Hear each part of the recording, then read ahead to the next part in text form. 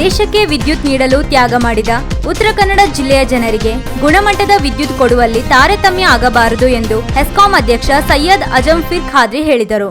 ಅವರು ಪಟ್ಟಣದ ಅನುಮತಿ ಪಡೆದ ವಿದ್ಯುತ್ ಗುತ್ತಿಗೆದಾರರ ಸಂಘದ ಆವಾರದಲ್ಲಿ ಈ ಸ್ಟ್ಯಾಂಪ್ ಹಾಗೂ ಏಕರೂಪದ ದರಪಟ್ಟಿ ಬಿಡುಗಡೆಗೊಳಿಸಿ ಸಂಘದಿಂದ ನೀಡಿದ ನಾಗರಿಕ ಸನ್ಮಾನ ಸ್ವೀಕರಿಸಿ ಮಾತನಾಡಿದರು.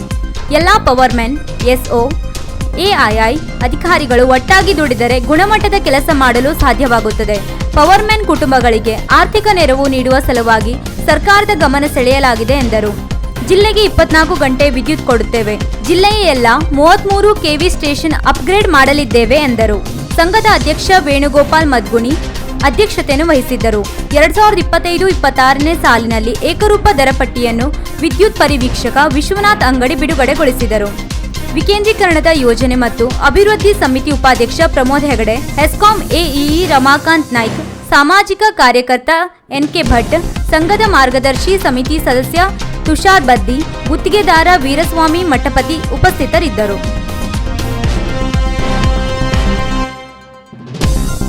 ವೀಕ್ಷಕ ಮಹಾಪ್ರಭುಗಳೇ, ನಮ್ಮ ಚಾನಲ್ ಅನ್ನು ಸಬ್ಸ್ಕ್ರೈಬ್ ಮಾಡಿ, ಶೇರ್ ಮಾಡಿ, ಪ್ರೋತ್ಸಾಹಿಸಿ.